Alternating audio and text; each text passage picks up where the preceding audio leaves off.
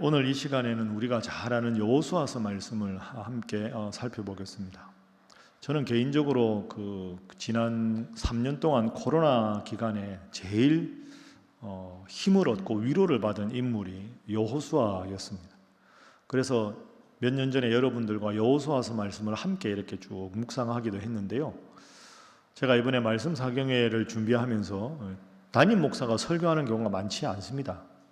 외부 강사가 오시는데 제가 가만히 기도하면서 지금이 3월 아닙니까?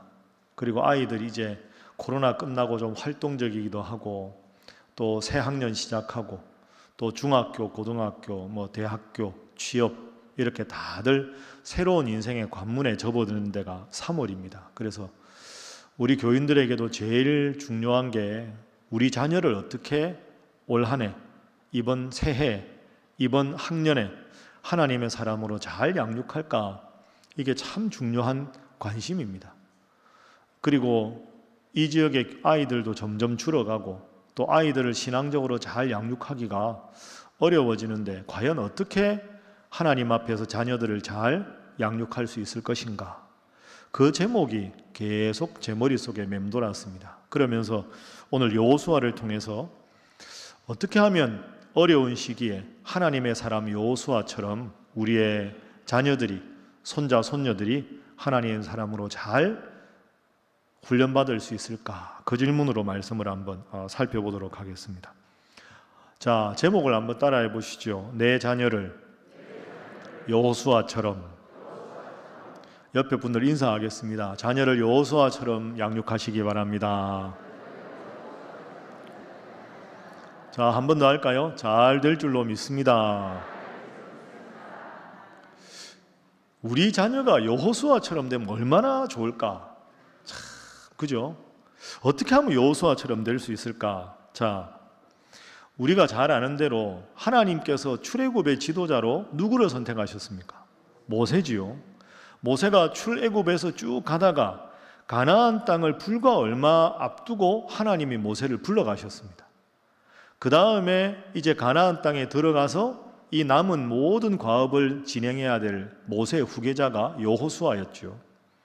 우리가 이미 잘 알고 있는 인물입니다. 그런데 좀 더 자세하게 보면 여호수아가 이스라엘 백성들이 이제 가나안 땅으로 들어가서 앞으로 해야 될 일에 큰 어려움이 몇 가지 있었습니다. 4가지 어려움이 있었습니다. 요즘 아이들도 참 신앙적으로 키우기 어려운데 여호수아가 처한 어려움과 우리 아이들이 처한 어려움을 한번 생각하면서 4가지를 살펴보죠. 첫 번째로 여호수아가 처한 4가지 어려움인데요. 맨 처음에는 요단강이었습니다. 요단강. 그러니까 애굽에서 나와서 홍해를 건너고 쭉 광야를 지나서 가나안 땅 닿기 전에 마지막으로 요단강을 건너야 합니다. 요단강을 건너야 가나안 땅에 들어갈 수 있죠. 아니 목사님, 요단강 건너가는 게 그렇게 큰 일입니까? 요단강이야 홍해에 비하면 그 강도 아닌데요. 그리고 여러분 성지순례 가보신 분 있죠? 요단강이 큽니까 작습니까? 너무 자신 있게 말씀을 보셨으니까 작습니다. 실망하셨죠? 요단강에서 예수님 세례도 받고 좀 크고 이럴 줄 알았는데 요단강이 좀 심한 말로 좀 큰 개울? 이게 무슨 요단강인가 이런 느낌이 들었습니다. 그러니 그 홍해에 바로의 모든 군대가 빠져서 죽었던 거 생각하면 홍해를 건너온 이스라엘 백성인데 개울 정도 되는 요단강 건너는 게 뭐가 어려운가 이렇게 생각할 수 있습니다. 그게 아닙니다. 출애굽에서 가나안 땅 갈 때까지 40년 걸리는데 가나안 땅에 들어간 사람은 여호수아와 갈렙밖에 없습니다. 그럼 지금 가나안 땅 들어가기 바로 전이잖아요. 홍해를 건넜던 출애굽 1세대들은 지금 거의 다 죽은 상태입니다. 이미 없습니다. 요단강 앞에는. 그러니 요단강을 건너야 되는 사람들은 출애굽하고 홍해를 건너간 다음에 태어난 사람들이 압도적으로 많습니다. 이 사람들은 홍해를 건넌 경험이 없습니다. 그러니 요단강이 두려운 거죠. 목사님, 두려워도 내가 가보니까 그냥 다리 이렇게 걷고 좀 가면 되겠던데 이렇게 생각할 수 있는데요. 천만의 말씀입니다. 그 당시 요단강하고 우리가 몇 년 전에 갔던 요단강은 다릅니다. 자, 예를 한번 들어보죠. 화면으로 여호수아서 3장 15절 한번 보십시오. 자, 함께 읽습니다. 시작. 요단이 곡식 거두는 시기에는 항상 언덕에 넘치더라. 궤를 맨 자들이 요단에 이르며 궤를 맨 제사장들의 발이 물가에 잠기자. 아멘. 자, 앞에 보면 요단이 곡식 거두는 시기에는 물이 얼마나 됐습니까? 언덕에 넘쳤다. 물이 상당히 많았다는 거죠. 그 이후에 수로를 개선하고 하면서 지금 요단강이 줄어든 거죠. 그때는 요단강에 물이 많을 때입니다. 지금 여호수아와 이스라엘 백성들이 요단강을 건널 때가 언제냐? 12달로 딱 비교하면 지금입니다. 3, 4월. 3, 4월에 요단강이 물이 제일 많을 때입니다. 요단강 위에가 갈릴리 호수가 있죠. 갈릴리 호수 위에 갈릴리 호수가 엄청나게 큰데 갈릴리 호수의 그 많은 물은 헬몬산에서 내려옵니다. 그런데 헬몬산에 이렇게 만년설이라고 산이 높으니까 추우니까 눈이 쌓여 있을 거 아닙니까? 그 눈이 녹아내리는 때가 우리로 말하면 3, 4월입니다. 그러니까 높은 헬몬산에 눈이 있다가 그 눈이 녹아내려서 그 많은 눈이 물이 돼서 그게 갈릴리 바다로 들어가는 겁니다. 그리고 갈릴리 바다에서부터 내려와서 흘러가는 강이 무슨 강입니까? 어렵습니까? 요단강입니다. 그러니까 요단강은 우리가 지금 생각하면 그냥 뭐 한 30m? 그런데 여호수아 당시에 요단강의 폭이 1.6km 정도 됩니다. 폭이 어마어마하게 크죠. 그리고 수심이 최소한 3, 4m 정도 됩니다. 그러면 그렇게 폭이 넓고 수심이 3, 4m 정도까지 되니까 물살이 엄청 빠르고 1년 중에 제일 물이 많이 내려올 때입니다. 수심이 최소 3, 4m면 사람들이 건너갈 수가 없죠. 폭이 1.6m가 아니라 1.6km니까 갈 수가 없는 겁니다. 그러니 요단강 앞에 딱 서는 순간 큰일 났다. 불가능하다. 아니 가나안 땅 들어가려면 요단강부터 건너야 되는데 이거 들어갈 수가 없다. 여호수아가 지금으로 따지면 약 3,500년 전의 인물입니다.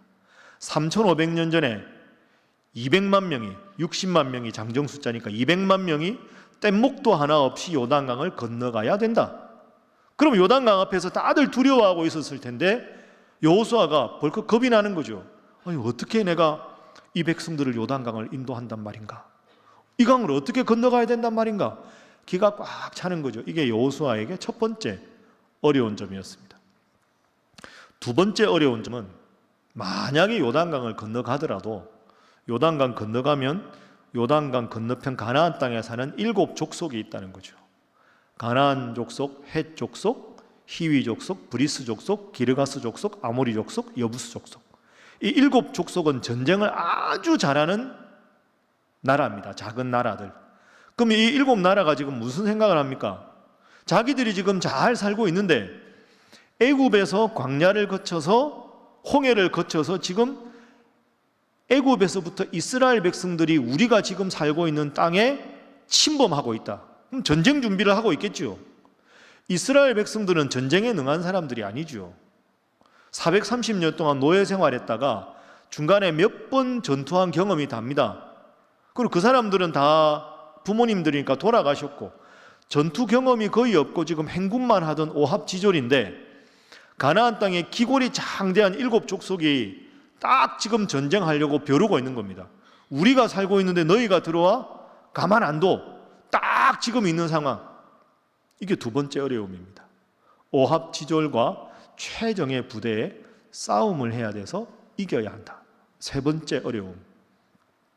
세 번째는 만약에 요단강을 건너고 7 족속을 무찔렀다고 하더라도 그러면 요단강 건너고 목숨 걸고 전쟁에서 이긴 백성들을 지파별로 아주 평등하게 땅을 나누어 주어야 하는 것이 어려움입니다.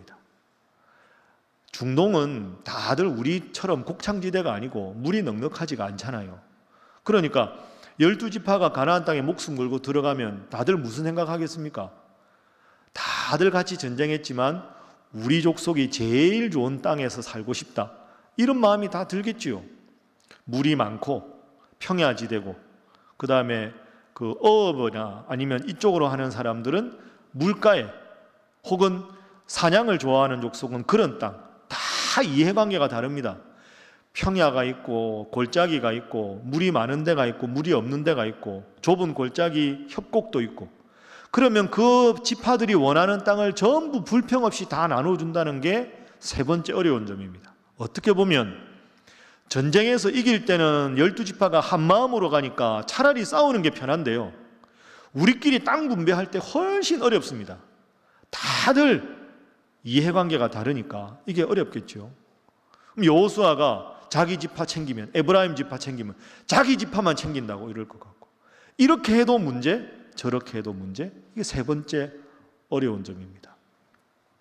자, 마지막 어려운 점이 있습니다. 이게 제일 큰 어려움입니다. 두려워하는, 보이지 않는 제일 큰 어려움은, 한번 따라해 보시죠. 모세의 그늘. 모세의 그늘. 모세의 후계자라는 게 제일 큰 어려운 점입니다. 모세가 누굽니까? 불세출의 지도자 아닙니까? 지금도 이스라엘 사람들한테 역사상 누구를 가장 존경하느냐 물으면 왕 중에는 다윗 왕이고 지도자 중에는 모세입니다. 그만큼 모세가 존경받는 사람인데 모세의 후계자가 여호수아였다는 거죠. 그 목사님들 사이에서 우스갯소리가 있습니다. 여러분, 목회 잘하고 개척해서 진짜 크게 목회한 목사님 다음에 2대 목사님은 주로 단명합니다. 그냥 우스갯소리라고 말씀드렸죠. 너무 전임자가 개척해서 너무 잘하고 그 다음에 후임 목사님으로 오면 기준이 누굴까요? 전임 목사님이거든요. 전임 목사님 처음에 실수 안 했겠습니까? 다 실수했죠. 그런데 한 3, 40년 하면서 마지막에 다 이루어놓은 노련하고 여유롭고 온갖 다 그 산전수전을 다 겪었던 여유로운 그 모습을 기억하는데, 후임자가 오면 눈높이는 이만큼인데 이분은 지금 교회 처음이잖아요. 그 잘한 목사님 다음에 2대 목사님은 단명합니다. 그러면 교인들이 아이고 미안해라 이런 마음이 들겠지요. 그래서 3대 목사님은 오래 갑니다. 가만히 보면 사람이 심리가 그래요. 그런데 모세의 후계자가 여호수아였다는 거죠. 전임자가 좀 잘 못하면 조금만 해도 표가 나잖아요. 잘한다고. 근데 모세하고 비교를 해야 되니 이 여호수아가 기가 막힐 노릇입니다. 자, 모세가 어떤 지도자였는가 한번 볼까요? 여호수아 앞에 성경이 뭡니까?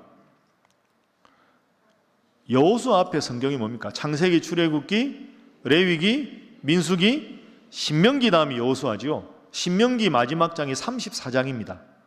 그리고 여호수아서로 넘어가죠. 자, 신명기 34장 마지막에 5절부터 10절까지 마지막 장입니다. 자, 모세를 어떻게 보는지 한번 보시죠. 화면 한번 보십시오. 모세오경의 제일 마지막 장에서 마지막 모세가 죽는 상황입니다. 5절 함께 읽습니다. 시작. 여호와의 종 모세가 여호와의 말씀대로 죽었다. 모세를 뭐라고 불렀습니까? 여호와의 종. 멋진 칭호 아닙니까? 하나님의 사람이다. 이야, 마지막 죽음의 순간에 저런 칭호를 얻으면 얼마나 명예롭겠습니까? 6절. 오늘까지 그의 묻힌 곳을 아는 자가 없다. 모세가 죽을 때 나이 120세였으나 그의 눈이 흐리지 아니하였고 기력이 쇠하지 아니하였다. 부럽죠? 마지막까지 이스라엘 백성이 모세를 위하여 며칠을 애곡하였다? 30일. 저거는 왕 이상 이런 뜻입니다. 모세는 왕이었다 이런 뜻이죠. 10절 시작. 그 후에는 모세와 같은 선지자가 없었다. 여러분 부럽지 않습니까? 마지막을 저렇게 장식하면 여호와의 종이었다. 역사상 모세 같은 인물은 없었다. 하나님 부를 때까지 기력이 흐려지지 않고 눈이 흐려지지 않았다. 여러분 그렇게 하나님께로 갈 수 있기를 주님 이름으로 축복합니다. 아멘은 했는데 120세는 부담스러우시죠? 그건 빼고 마지막까지 건강하게. 이렇게 모세 오경이 끝납니다. 모세가 마지막에 잘못한 게 없어요. 마지막에는 그의 눈이 침침하였고 그의 허리가 곧지 아니하였고 하나님 앞에 지혜를 분변치 못하였더라. 뭐 이렇게 끝나야 여호수아가 딱 등장했을 때 야 역시 젊은 피 이렇게 될 거 아닙니까? 그런데 모세는 마지막 죽음의 순간까지 신비롭고 죽음 매장지가 지금까지 베일에 가려질 정도로 위대한 인물입니다. 원래 너무 위대한 인물은 좀 감추어진 면이 있어야 됩니다. 그래야 뭔가 좀 신비롭지 않습니까? 모세가 그런 인물이죠. 자, 그렇게 하고 여호수아 1장에 여호수아서가 시작됩니다. 자, 여호수아서 1장 1절부터 3절까지 화면 보십시오. 자, 함께 읽어봅니다. 1절 시작. 여호와의 종 모세가 죽은 후에 여호와께서 모세의 수종자 눈의 아들 여호수아에게 말씀하여 이르시되. 아멘. 저를 한번 1절 보면서 따라해 주시죠. 여호와의 종 모세. 멋있지 않습니까? 네, 모세는 그렇게 말했는데 여호수아는 뭐라고 합니까? 따라합니다. 모세의 수종자. 모세의 수종자. 섭섭하지 않습니까? 여호수아 입장에서 여호와의 종 모세 이러면 여호와의 종 여호수아 이래야 되는데 여호와의 종 모세, 나는요, 너는 모세의 종, 확 떨어지잖아요. 여호수아 서면 주어가 여호수아가 돼야 되죠. 그런데 여호수아 선대 모세가 주인공입니다. 모세가 죽었다. 주인공은, 초점은 모세에 있습니다. 2절도 보십시오. 하나님이 말씀하십니다. 내 종 모세가 죽었다. 내 종 여호수아에 이러는 게 아니고 하나님이 내 종 모세가 죽었으니까 네가 해라. 이 말은 내 종 모세가 죽은 게 안타깝다는 게 더 강조가 되잖아요. 여호수아가 인간적으로 생각하면 좀 섭섭했겠죠. 3절 보시죠. 내가 모세에게 말한 바와 같이 너희 발바닥으로 밟는 곳은 모두 내가 너희에게 주었다. 모세에게 약속했다. 자, 표 한번 보십시오. 방금 읽은 것. 모세는 여전히 멋집니다. 여호와의 종 모세. 하나님 2절에서는 내 종 모세. 내가 모세에게 말한 바와 같이. 여호수아는 모세의 수종자. 너는 너희에게 이렇게밖에 쓰지 않습니다. 자, 여러분, 그럼 여러분이 여호수아라고 생각해 보십시오. 여호수아서 1장이 시작됐는데 여전히 주인공은 누구처럼 보입니까? 모세입니다. 얼마나 여호수아가 불안했을까요? 4가지. 첫 번째는 뭐라고요? 그렇죠. 너무 까먹으면 안 됩니다. 요단강을 건너가야 되고, 두 번째는 전쟁을 해서 이겨야 되고, 세 번째는 땅을 불평 없이 잘 분배해야 되고, 네 번째 어려움은 모세의 후계자였다.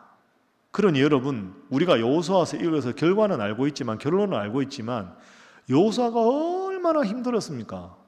이렇게 힘든 역경을 다 딛고 위대한 지도자가 되었다. 이게 여호수아의 훌륭한 점입니다. 아이들 키우는 거 쉽습니까? 어렵습니까? 키우는 거야 뭐 사람 따라 다르겠지만 믿음 생활 잘하게 자녀들을 키우는 게 쉽습니까? 어렵습니까? 어렵습니다. 참 어렵습니다. 내 마음대로 안 되는 게 자녀 아닙니까?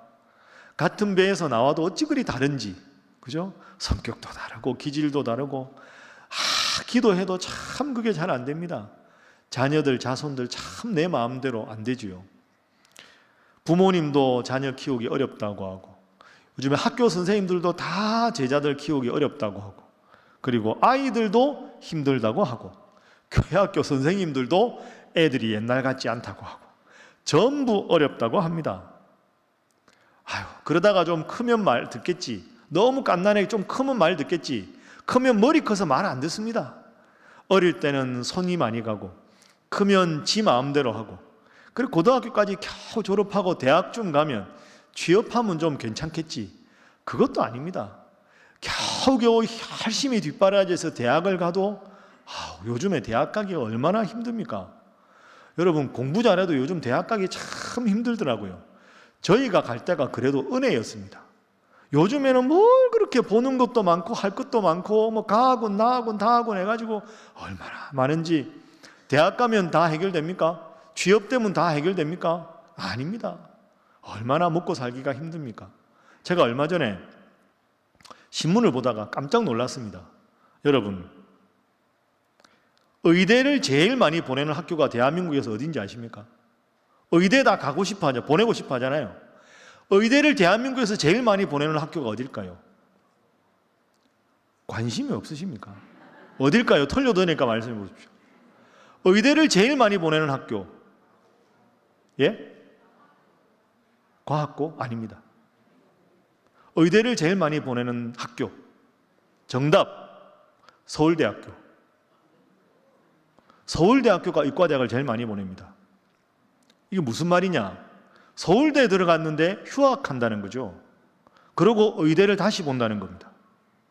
서울대 연고대 나온 학생들, 입학을 한 게 얼마나 공부 잘하는 학생들입니까? 다 휴학하고 학교 포기하고 지방이라도 의과대학을 간다는 거죠. 올해 여러분 이과를 생각하면 반도체, 컴퓨터, 이게 제일 우리가 생각하면 인기 있잖아요. 연세대학교에 반도체 전공하고 그 컴퓨터 전공이 1차, 2차 한 명도 등록을 안 했습니다. 전원 추가 합격입니다. 아니 연세대학교에 컴퓨터나 반도체 하는 학교면 얼마나 인기가 많았습니까? 그런데 전원이 추가 등록. 왜? 다 빠져나갔다는 거죠. 서울대 연고대가 의대를 그렇게 많이 간답니다.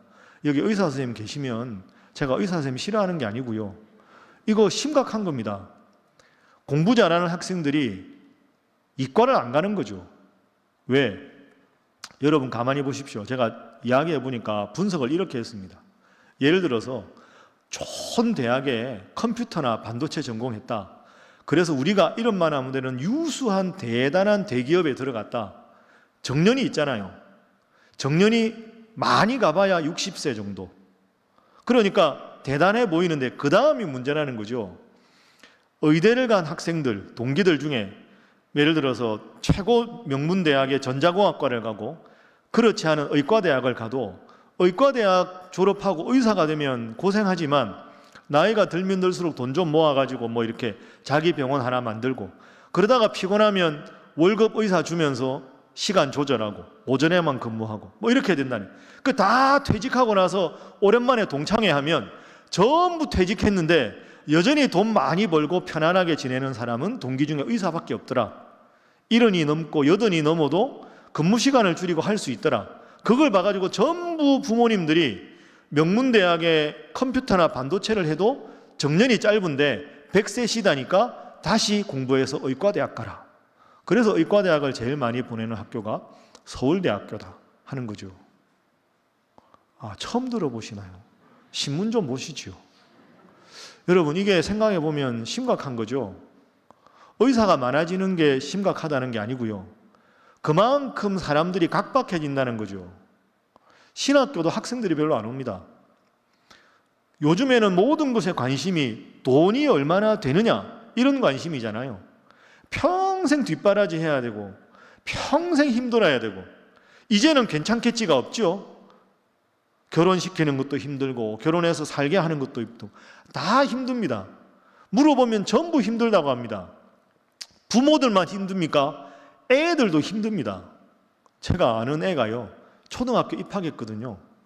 애가 아주 똑똑하고 반듯한 애인데요 밤마다 오줌을 싼대요. 학교 들어가서 스트레스 받아가지고. 그러니까 유치원 때는 편하게 다니는 초등학교 가니까 자기도 모르게 긴장을 해가지고 그러고 이렇게 뭐 가자 그러면 피곤해서 잔다 그러고. 여러분 부모만 힘든 게 아닙니다. 애도 힘듭니다. 안 힘든 사람이 없어요. 선생님도 힘들다, 부모님도 힘들다, 애들도 힘든다, 교회학교 선생님도 힘들다, 요수아도 힘들다, 다 힘들어요. 어떻게 해야 될까요? 어떻게 하면 우리 자녀를 요수아 같은 멋진 인물로 키울 수가 있을까? 자, 중요한 우선순위가 있습니다. 우리가 이 밤에 꼭 기억해야 될 것.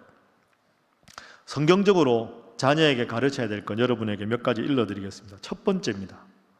한번 따라해 보시죠. 하나님이 너를 지키신다. 너를 누가 지키신다고요? 하나님이 지키신다. 여러분 믿습니까? 이걸 제일 강조해야 됩니다. 자녀들한테. 하나님이 너를 지켜주신다. 하나님이 너를 사랑하신다. 하나님이 너를 보호하신다. 이걸 끝없이 강조해서 아이들 마음속에 늘 기억하게 하는 것이 부모의 역할이라는 거죠. 하나님이 나를 지키신다 하는 게 있어야 영적인 자존감을 가질 수 있습니다. 오늘 본문에 제일 많이 강조되는 표현이 이겁니다. 여러분 잘 아시죠? 따라합니다. 강하고 담대하라. 두려워하지 말라. 계속 강조되잖아요. 뒤집어 말하면 이게 무슨 말일까요? 여호수아가 그만큼 두려웠다는 거죠. 강하고 담대하라. 하나님이 여호수아에게 말씀을 하시죠. 5절부터 9절까지. 그건 여호수아가 지금 어떻다는 겁니까? 약하고 불안하고 두려워했다는 거죠. 그러니 강하고 담대하라는 걸 강조하신 겁니다. 여호수아가 참 불안했을 겁니다. 다른 사람들은 다들 뭐라 그랬을까요? 야, 여호수아 축하한다. 모세의 후계자가 너 되었다니. 야, 너 축하한다. 진짜 좋겠다. 모든 사람이 널 지도자로 섬길 거 아니냐. 고맙습니다. 고맙습니다. 격려해 주셔서 감사합니다. 말은 했겠지만 여호수아가 엄청나게 불안했을 겁니다. 남들 보기에는 인사받았지만 속으로 걱정이 태산이지요. 요단강, 전쟁, 지파별 땅 분배, 모세의 후계자, 생각만 해도 잠을 못 잤을 겁니다. 여러분, 성경에 제일 많이 나오는 표현이 뭘까요? 서로 사랑하라 아닙니다. 겸손하라 아닙니다. 제일 많은 거는 두려워하지 말라입니다. 몇 번 나옵니까? 365번 나옵니다. 365회. 하루에 한 번씩은 기억하라는 거죠. 따라합니다. 두려워 말라. 내가 너와 함께함이니라. 여러분 믿습니까? 그만큼 두렵다는 거죠. 여호수아도 두렵고 우리도 두렵다. 여러분 다 저녁에 이렇게 나오셨습니다. 참 훌륭한 분들입니다. 미역국 잘 드셨습니까? 맛있었죠? 네, 잘 오셨습니다. 항상 누가 해주는 밥 먹고 그냥 예배당에서 예배만 드리고 설교만 듣고 이러면 집에 가면 애들이 말 안 듣고 생각하면 할 일은 많고 한숨은 나오고 다 그렇습니다. 제가 오늘 저녁에 그래도 오늘 제가 신학교 강의하고 왔지 않습니까?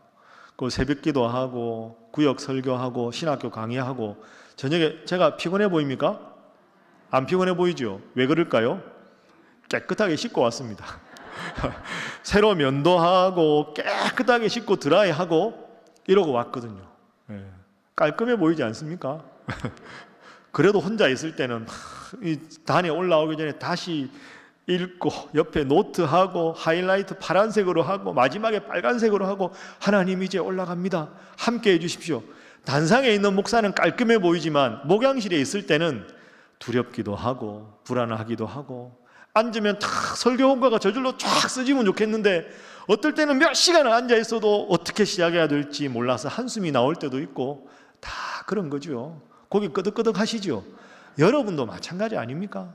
남들 보기에는 그럴듯해 보여도 항상 마음이 불안하고 걱정이 되고 염려가 되고 그 하나님께서 두려워하지 말라 이렇게 말씀하시는 거죠. 하루에 한 번씩은 두려워하지 말라. 그걸 새기라고 365번 성경에 이 표현이 나오는 겁니다. 두려움이 왜 무서운가? 두려우면 나에 대한 자신감이 사라지죠. 그럼 두려움이 많으면 열등감이 생깁니다.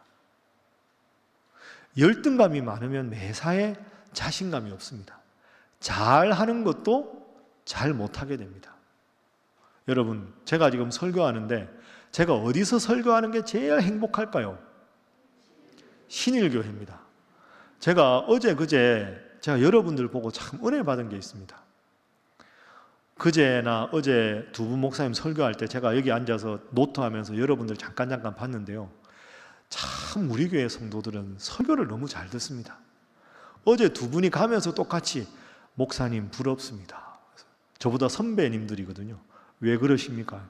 어떻게 그렇게 교인들이 설교를 잘 듣습니까? 그래서 제가 감사합니다. 우리 교회 수준입니다. 농담으로. 너무 제가 감사하더라고요. 참 여러분들은 말씀을 잘 들으세요. 저녁에 하루 종일 피곤하고 와도 하나님 말씀을 잘 듣는 거죠.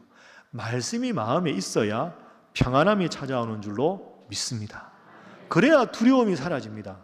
두려움은 남들 눈에 안 보이지만 끝없이 내 속을 불안하게 만들어서 열등감을 만듭니다. 모세가 지도자로 훌륭했기 때문에 여호수아에는 항상 눈에 안 보이는 모세에 대한 열등감. 나는 아무리 해도 모세처럼 될 수가 없어. 내가 어떻게 모세 같은 지도자가 돼? 나 어떻게 해야 돼? 하나님이 지도자라고 나를 부르셨는데, 모든 백성들이 나를 지도자라고 부르는데 내가 나를 보기에는 도저히 안 될 것 같은데 어떡하지? 이 마음이 여호수아에게 있었던 거죠. 그래서 하나님은 두려워하지 말라, 그렇게 말씀하셨습니다. 자, 6절, 7절, 9절 차례로 화면 한번 보십시오. 6절 따라합니다. 강하고 담대하라. 하나님 말씀하셨습니다. 6절 보시죠. 7절 따라합니다. 강하고 극히 담대하여. 9절 봅니다. 9절. 자, 따라합니다. 강하고 담대하라.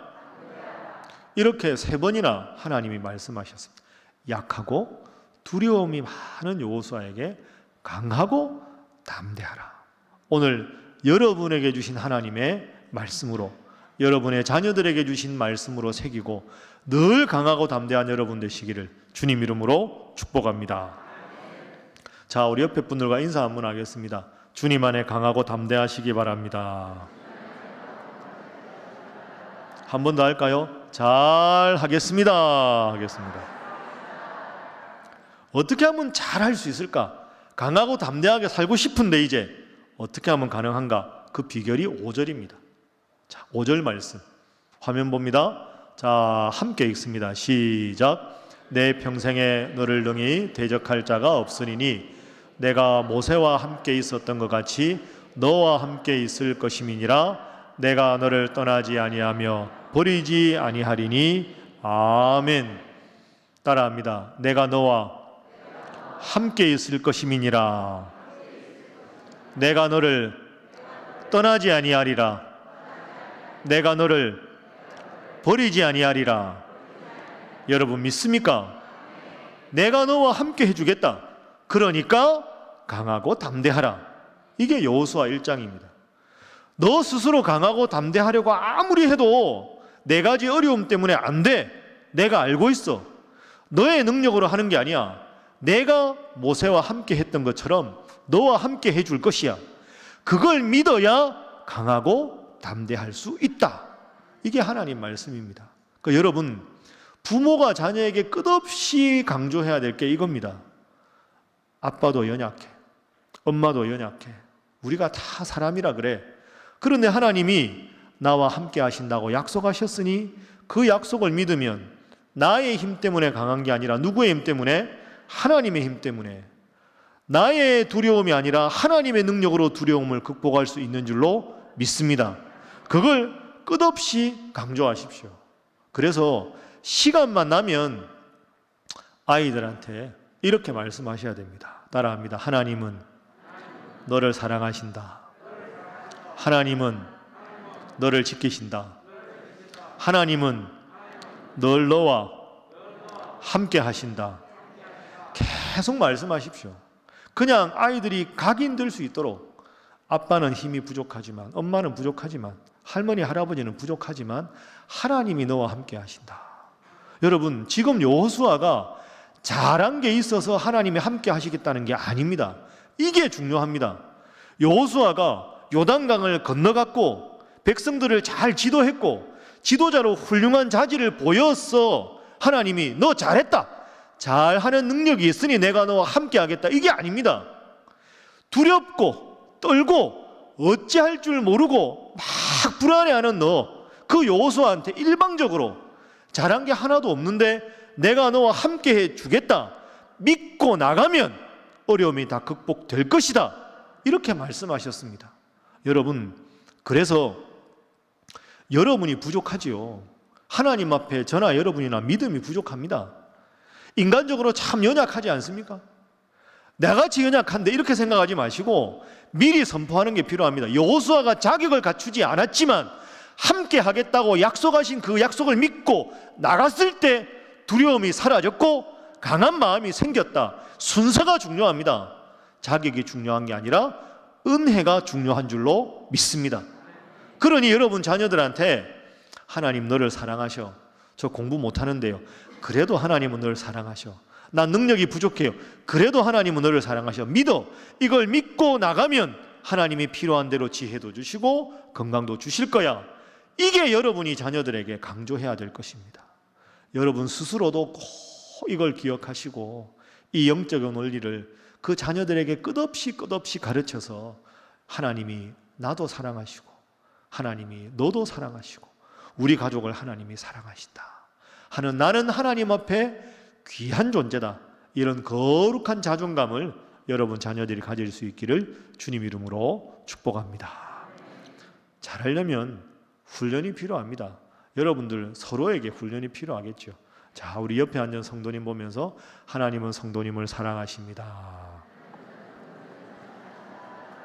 한 번 더 하겠습니다. 하나님은 성도님을 정말로 사랑하십니다. 잘하시네요. 자, 이번에 이렇게 인사하겠습니다. 하나님은 성도님의 자녀도 참 사랑하십니다. 자, 한 번 더 하겠습니다. 그 사랑으로 사랑하시기 바랍니다. 여러분, 이게 하나님 사랑입니다. 우리가 성경에서 하나님은 사랑이시다 이렇게 말하는데 저나 여러분이나 모범생 아니잖아요, 영적으로. 그래도 사랑하신다. 그래서 그 사랑을 내 마음에 품으면 그 사랑 때문에 내가 소중한 존재가 되고 그 사랑 때문에 내가 더 하나님 앞 영적으로 성숙하게 되는 줄로 믿습니다. 모범생이 아니어도 사랑하시는 하나님, 오늘 저녁에 나와서 말씀을 듣지만 계속 딴 생각이 나도 사랑하시는 하나님, 목사님 설교가 오늘 부흥회인데 얼마나 오래 할까 하는 인간적인 생각이 들어도 사랑하시는 하나님, 그 사랑이 여러분 마음속에 가득 차서 어느덧 여러분도 모르는 더 성숙하고 복된 성도 되시기를 주님 이름으로 축복합니다. 자, 두 번째입니다. 첫 번째는 강하고 담대하라 하는 것이고요, 강하고 담대한 사람, 하나님의 사람 되기 위해서는 하나님의 말씀을 묵상하는 것이 필요하다 하는 거죠. 하나님의 말씀 따라합니다. 말씀을 끊임없이 묵상해야 한다. 여러분 믿습니까? 그렇게 잘 하고 계십니까? 네, 아멘 소리가 작아졌지 않습니까? 부모가 열심히 해야 자녀가 따라합니다. 하나님 말씀을 늘 묵상하는 게 필요하다. 자, 모세가 이스라엘 백성의 지도자로 80세에 부름을 받아서 120세까지 40년을 지냈지 않습니까? 그래서 바로 앞에도 가고 출애굽시키고 광야에서 전쟁도 이기고 맑은 물이 나오게도 하고 만나와 메추라기를 하나님 주실 거라고 소개도 하고 얼마나 우여곡절을 잘 겪어 나왔습니까? 그 40년에 이긴 모든 지혜와 모든 경험과 모든 노하우를 여호수아에게 다 전수해야 하는데 성경 어디를 읽어봐도 모세가 여호수아와 둘 사이에 인수인계 과정이 없습니다. 이게 아주 중요합니다. 모세가 그 불세출의 지도자가 여호수아에게 얼마나 하고 싶은 말이 많았겠습니까? 여호수아야, 저기 지파 중에 누구 조심해라. 저 사람 앞뒤 말이 다르다. 조심해라. 너만 알고 있어라. 뭐 이런 거. 혹은 전쟁할 때 최선두에는 어떻게 진영을 짜라. 제일 뒤에는 어떻게 해라. 얼마나 많겠습니까? 그런 모든 노하우가 있었을 텐데 단 한 번도 인수인계를 하지 않습니다. 왜 그럴까? 아까 우리가 봤잖아요. 신명기 34장에 모세가 120세에 어디 있는지 무덤도 모르는데 하나님이 그저 데리고 가셨습니다. 아무런 인수인계 없이 여호수아 1장이 시작합니다. 자, 왜 인수인계가 없었을까? 하나님은 왜 모세의 그 위대한 경험과 지혜를 여호수아에게 전수시켜 주라고 말씀하지 않으셨을까? 중요한 이유가 있습니다. 그 이유, 자, 오늘 여호수아서 1장 7절 8절입니다. 자, 화면 보시죠. 자, 함께 읽습니다. 시작.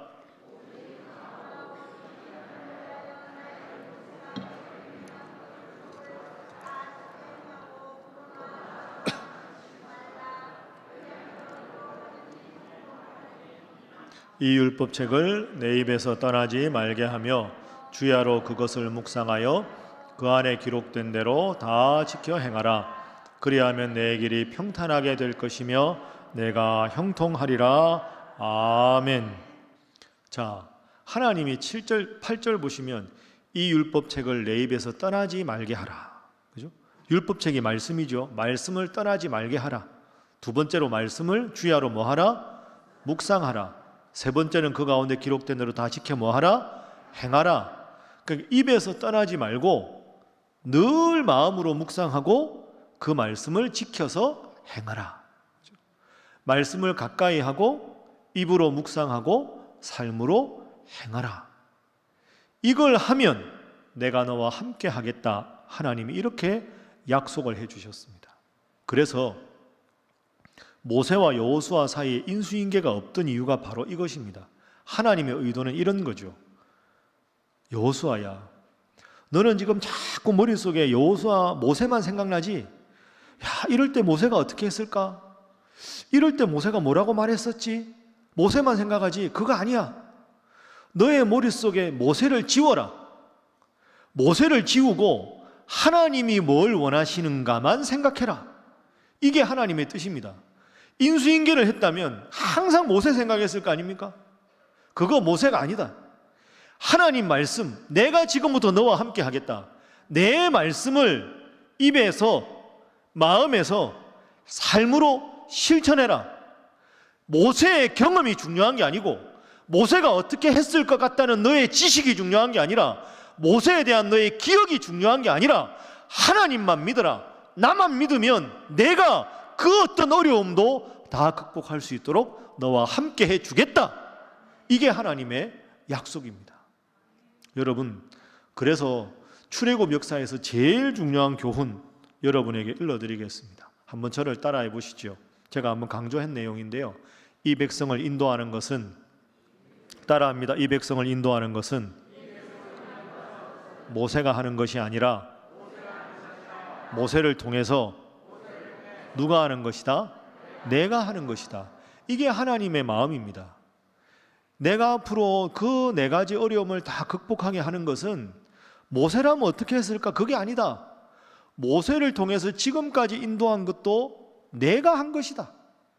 앞으로 이 백성을 가나안 땅으로 인도해서 모든 어려움을 극복해 하는 것도 누가 하는 것이다? 하나님, 내가 하는 것이다. 그러니 너의 머릿속에 모세를 지워라. 여러분, 이게 오늘 우리 아이들로 말하면 하나님만 오직 의지하는 자녀로 만들라는 뜻입니다. 부모님이 어떻게 했을까? 이 상황에서 책 의지하고 세상적인 지식 의지하는 게 아니라 항상 하나님 말씀을 읽게 만들고 그 말씀을 외우게 만들고 그 말씀 실천하게 만들고 천하 없어도 하나님 앞에 나와 예배하는 일 제일 중요하게 여기는 아이로 만들면, 이 말씀대로 살아가게 하면 모세가 아니라 모세를 통해 역사한 내가, 여호수아 너의 능력이 아니라 너를 통해 역사하는 내가 모든 일을 지켜줄 것이다. 여러분 믿습니까? 제일 중요한 교훈입니다. 부모의 역할이 뭘까요? 이겁니다. 부모를 의지하는 자녀가 부모와 함께 하시는 하나님의 능력을 보면서 나도 아버지의 하나님을 내 하나님으로, 엄마의 하나님을 내 하나님으로 믿겠습니다 하고 하나님만 바라보게 만드는 것, 그게 부모가 할 일입니다. 여러분이 정말 평생에 놓고 기도해야 될 일이 바로 이 일입니다. 어릴 적에는 아빠를 통해 하나님을 배우고 엄마를 통해 배우지만 이제는 아빠, 엄마 없이 영적으로 독립해서 나의 하나님으로 고백하게 만드는 것, 그게 우리의 할 일이지요. 그래서 아이들이 이렇게 고백하게 만들어야 됩니다.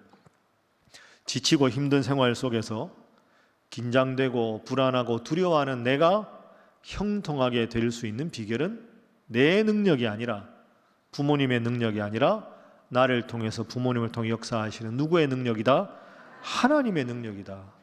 이 고백이 여러분의 자녀들의 진실한 고백이 될 수 있으면 그 자녀들이 정말로 위대한 하나님의 사람이 되고 하나님이 큰 복을 주실 줄로 믿습니다. 여러분이 먼저 그런 분들이 되셔야 합니다. 그래야 자녀가 부모라는 거울을 통해 하나님을 보지 않겠습니까? 만약에 저 고백을 할 수 있으면 우리는 늘 이렇게 말할 수 있습니다. 제가 참 많이 했죠. 자, 가슴에 손 한번 올려보겠습니다. 제가 뭐 할 것 같습니까? 제가 뭐 할 것 같습니까? 따라합니다. 나는 잘 잘 될 것이다. 다시 합니다. 나는 잘 될 수밖에 없다. 여러분 믿습니까? 하나님이 나를 지켜주시는데 어떻게 잘 안 되겠습니까? 우리 신일교회는 잘 될 수밖에 없는 줄로 믿습니다. 여러분이 이렇게 고백하고 그 고백이 자녀들에게 전수되면 여러분의 자녀들도 잘 될 수밖에 없는 줄로 믿습니다. 이 고백을 가져야 됩니다. 자, 옆에 분들과 인사하겠습니다. 성도님도 잘 될 수밖에 없습니다. 한 번 더 할까요? 늘 하나님만 의지하시기 바랍니다. 그러니까 여러분, 이 두 가지입니다. 항상 영적인 자존감을 가지고 강하고 담대해야 한다. 그것의 근거는 하나님이 나와 함께 하신다. 하나님이 나와 함께 하신다는 걸 어떻게 알 수 있느냐? 이 말씀을 늘 마음에 지키고 입으로 고백하고 살아가면 나는 하나님께서 지켜주신다. 그래서 내 인생은 하나님 지키심으로 잘 될 수밖에 없다. 여러분 믿습니까? 이게 참 평범한 것 같지요? 쉽지 않습니다. 어렵습니다. 그래서 오늘도 우리가 이렇게 말씀을 묵상하는 거죠. 그래서 여러분 이제 말씀 마무리하면서 꼭 말씀과 함께 열심히 하십시오. 오늘 말씀과 함께 하신 분 손들라고 분위기를 딱 잡으시는데 안 하신 분 손들지 마시고 하십시오. 좋은 말로 할 때 하십시오. 여러분 진짜 이게 중요합니다. 하루에 한 장 읽는 말씀이지만 얼마나 이게 소중합니까? 가랑비에 옷 젖는다고 이게 얼마나 좋은지 모릅니다. 제가 늘 말씀드리지만 제가 참 신학교 교수 그만두고 신일교회 오기 너무 잘했습니다. 그렇죠.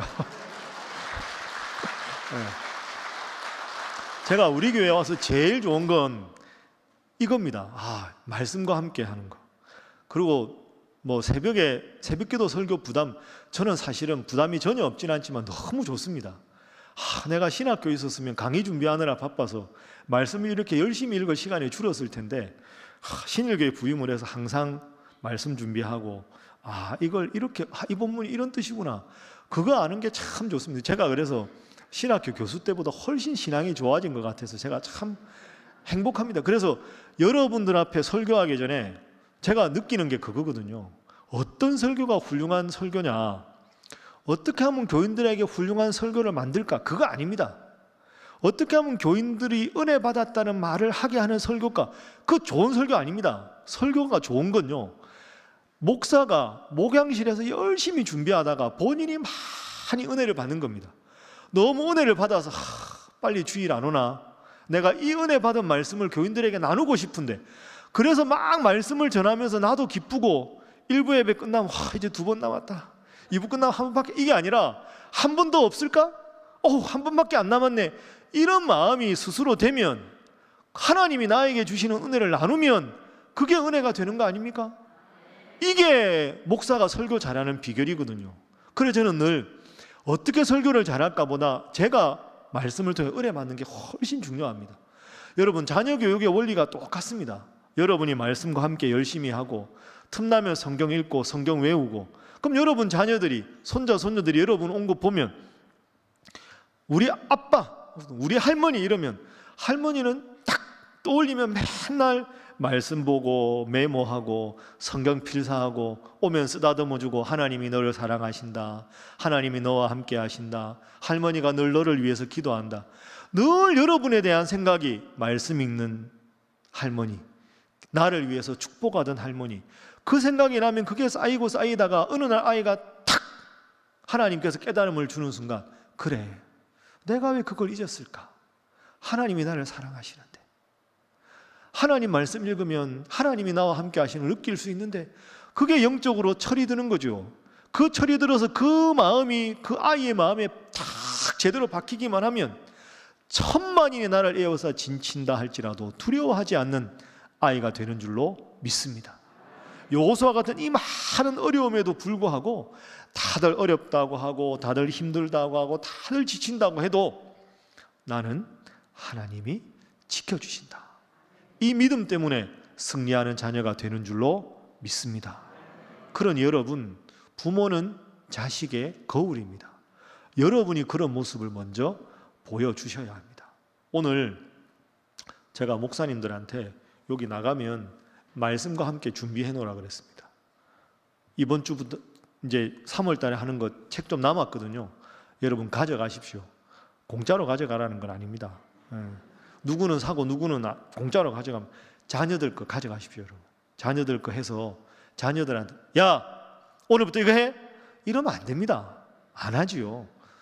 사랑하는 마음으로 쓰다듬어 주고 축복하고 야, 내 인생에 제일 중요한 게 하나님 말씀인데 너도 꼭 읽으면 좋겠다. 좋은 말로 다독여 가면서 그래서 여러분도 말씀 읽고 자녀도 말씀 읽고 그러다가 오늘 읽은 말씀 저녁에 이게 무슨 말씀인지 모르겠어요. 그럼 여러분이 설명해 주고 목사님이 그걸 어떻게 합니까? 그럼 목사님께 여쭤보면 되잖아요. 그럼 여쭤보고 그래서 말씀도 하나하나 깨달아가고 이제 알았냐? 손잡고 기도하자. 하나님 이 말씀 붙잡고 기도합니다. 우리 사랑하는 누구 오늘 말씀의 의미를 잘 깨달았습니다. 이 말씀 붙잡고 살아가게 해주십시오. 하나님께서 정말로 이 아이의 평생을 인도해 주시고 평생 하나님이 함께 하셔서 요수아와 같은 멋진 인물이 되게 해주십시오. 그 기도 평생 듣고 자란 아이가 어찌 잘못되겠습니까? 여러분이 먼저 영적인 모범을 보이셔서 하나님 앞에 여러분의 자녀가 요수아 같은 자녀가 될 수 있기를 주님 이름으로 축복합니다. 그래서 여호수아 1장에서는 여호수아가 모세의 종 여호수아 하고 시작했지만 여호수아 마지막 장이 몇 장입니까? 24장 29절에 마지막 장에 여호수아를 어떻게 소개하는지 자 화면 보시죠. 여호수아서 24장 29절 자 함께 읽어봅니다. 시작. 이일 후에 여호와의 종 눈의 아들 여호수아가 110세에 죽음에 아멘. 따라합니다. 여호와의 종 여호수아. 멋지지 않습니까? 여호수아서 1장에는 뭐라고 나왔다고요? 모세의 종, 모세의 수종자 여호수아. 그런 여호수아가 점점 하나님을 의지해서 여호수아가 110세 하나님의 부름을 받을 때는 여호와의 종 여호수아. 인생이 이렇게 되지 않습니까? 높이 잘 가다가 확 떨어지는 인생이 아니라 처음에 여호수아는 출애굽기, 레위기, 민수기, 신명기 내내 모세의 부하 장군이었습니다. 모세의 참모. 모세의 참모였다가 모세의 후계자였다가 그래도 모세의 종이었는데 마지막에는 여호와의 종 여호수아.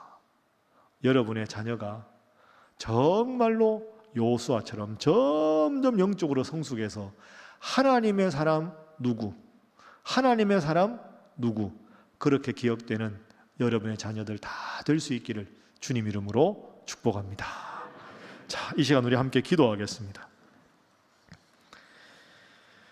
자, 여러분 이 시간 우리가 통성으로 몇 가지 제목 놓고 우리 간절하게 한번 기도해 보겠습니다. 첫 번째로 기도할 때는 방금 일러주신 말씀 기억하면서 하나님, 제가 영적으로 모범되지 못하고 우리 자녀들 보아도 참 부족합니다. 여전히 믿음이 없는 것 같고 하나님 사랑하지 않는 것 같고 참 연약합니다. 제 책임인 것 같아서 참 하나님 앞에도 죄송합니다. 하나님, 그런데 오늘 목사님 통해 주신 말씀 기억합니다.